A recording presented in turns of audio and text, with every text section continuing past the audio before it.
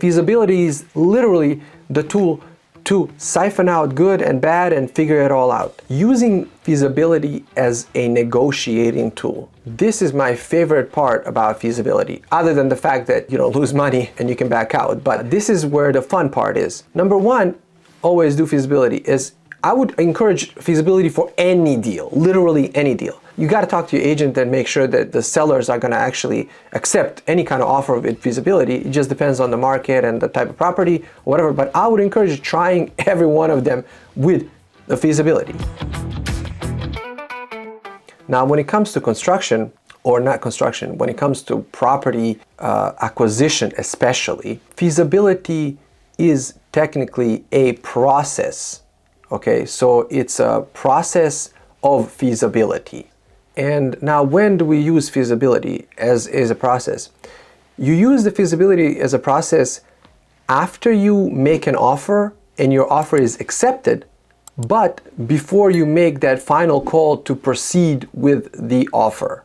Okay, so there's a grace period of certain amount of time, and we're going to get into that in a minute, but that's exactly when you use it. So when your offer is accepted, yet you're still not on the hook to buy the property, that's when feasibility is used. So what is the process of feasibility? This is where your real estate agent has to come in and help you out. I'm going to explain the process, but they're going to have to write it all up and make sure that it is the way that you want it.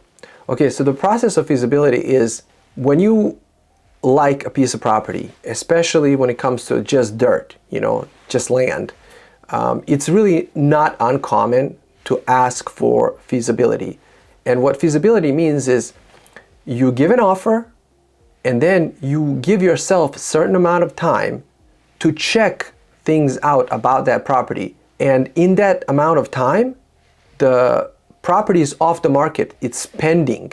So you ask your real estate agent, say, hey, I would like to buy this property. Let's make an offer, and whatever you figured out initially in your project estimating phase, you say, okay, it's worth this much. But because you want to do further investigation, this gives you time and ability to do that without committing 100% to the project. Like I said, when it comes to land, it's very common because there's so many things that you can't really grasp right away. You need more time, okay? But even if it's a house, and if you want to put a backyard cottage, or you want to add another unit, or you want to subdivide it into one more property, that's where feasibility comes in. So, like I said, you make an offer and you make it contingent, dependent on feasibility. Sellers don't like that, but it's the best way to protect yourself and to give yourself some time. Because after 2 weeks or 3 weeks of feasibility time, at that point, after that feasibility expires, then the earnest money that you gave, your deposit, is non-refundable. While your project or while your offer is in the feasibility stage, that earnest money is protected. It's not theirs yet. So if it's a piece of land, you can have up to a month, 45 days of feasibility. If it's a house and you kind of want to buy it, but you just need a couple of days to make sure, you can shorten the feasibility, and you got to talk to your agent about that. See, they can contact the other agent and see how they feel about feasibility. Ask for feasibility. Then when you give that earnest money, your earnest money is safe until the feasibility is out. At the end of your feasibility time, it's all about time, you end up saying, yes, we're going to buy it, and you just continue the process. Or you say no, and then nothing happens, you just back out of the deal. And this is one of those time things that I was talking about real estate agents. This is where they kind of are staying on top of it, and they let you know, hey, by the way, the feasibility expires at then, your money's like this or like that. So that's one of those things where your real estate agent should stay on top of that. These are the 4 aspects of feasibility that are most commonly checked. Legal aspect or regulatory aspect, that's, you're checking while you're in that, 2 weeks period, you're checking if, the zoning allows what you need to do. You go to the city, you check it out, you see if there's any records of anything that was happening there on the property. You go to the city or county or whatever, you double check what's going on there. So anything that's legal and regulatory, that's what you got to be checking. And that's pretty obvious, you can check that really quickly. Second thing is financial feasibility. Now this is where your project estimating comes in, because feasibility, technically speaking, you can back out for any reason, no reason, And let's say you say I want to be able to build a backyard cottage. Turns out that it's great, okay? You can do that. You still can back out on the account of financial feasibility. It might just be too expensive to build. And by the 2 weeks that you get in, you're like, whoa, this was great initially. Wow, that was wonderful sounding. But turns out that, there's other issues that we're going to get into further down the line. And then it just doesn't make sense to proceed. You're just not going to make any money. So financial feasibility is part of it. So regulatory, financial, and then technical feasibility. Technical feasibility is really like, how hard is it going to be physically to do something there, Is there a sewer line? How far is it? All kinds of other things.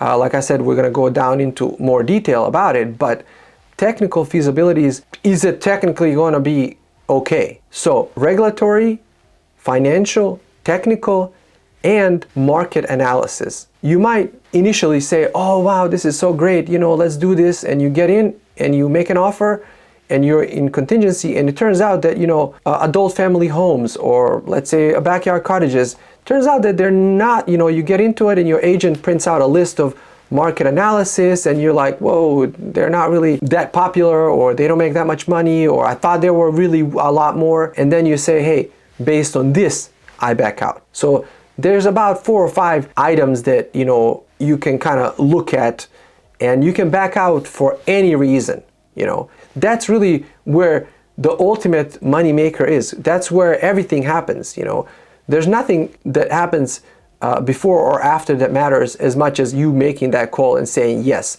And feasibility is literally the tool to siphon out good and bad and figure it all out. And it gives you a certain amount of time. Using feasibility as a negotiating tool. This is my favorite part about feasibility, other than the fact that, you don't lose money and you can back out. But this is where the fun part is, okay? So using feasibility as a tool to negotiate. So number one, always do feasibility. I would encourage feasibility for any deal, literally any deal. So you got to talk to your agent and make sure that the buyers the sellers are going to actually accept any kind of offer with feasibility. It just depends on the market and the type of property or whatever. But I would encourage trying every one of them with the feasibility. The second thing is give yourself time. Okay, don't say I need a feasibility for 2 days. 2 days is not going to do anything for you. Government works very slow. You have to go check out this, check out that. It's never going to happen in a day. You might have to check the sewer availability, the zoning, maybe the street improvements, all kinds of weird stuff, and you might not have enough time. So give yourself enough time. Now, when you actually check out everything, okay, this is the process of globally looking at everything, checking out a house or whatever, anything, then you have a list of things that you found out that you didn't have when you made that initial offer, and they accepted it because you couldn't even do the feasibility if they didn't accept it. But now you have this list of things and concerns and the things that really matter to you that will affect the price. If there is no sewer line, it's super far away, that's something that you can come back to them and say, hey, look, I thought that this would work and that's why I gave you that price, but turns out, hey, the sewer line is like 200 feet away and all of a sudden this is going to be like another $100,000 and we need to like rework this price thing, As a matter of fact, if you ask for feasibility and they give you that, they know that you're going to come back and give them something and ask for a lesser price. It's very well known.